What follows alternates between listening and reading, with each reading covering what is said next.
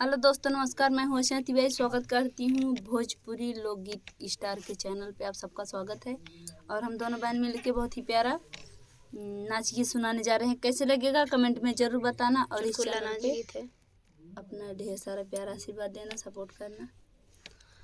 सांझ हवा डोले सवेरे खिड़की से, रात हवा डोले सैया के जुल्फी से।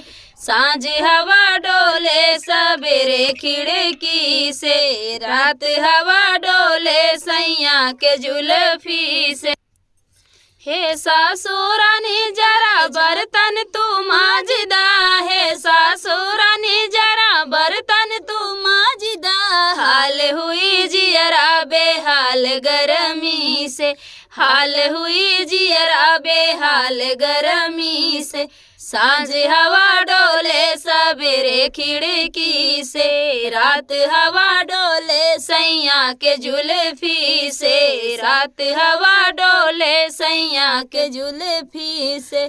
हे जेठनी रानी जरा झाड़ू लगाई दा, हे जेठनी रानी जरा झाड़ू लगाई दा।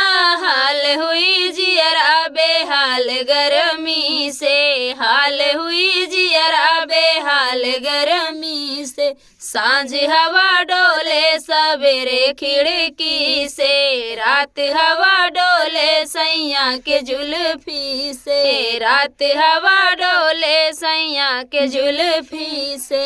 हे ननदी रानी जरा बिस्तर लगाई दा, हे ननदी रानी जरा बिस्तर लगाई दा। हाल हुई जियरा बेहाल गरमी से, हाल हुई जियरा बेहाल गरमी से। सांझ हवा डोले सवेरे खिड़की से, रात हवा डोले सैया के जुल्फी से। रात हवा डोले सैया के जुल्फी से।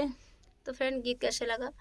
आप लोग से रिक्वेस्ट है कि इस चैनल को ज़्यादा से ज़्यादा सपोर्ट करिएगा, अपना प्यार और दुलार दीजिएगा। और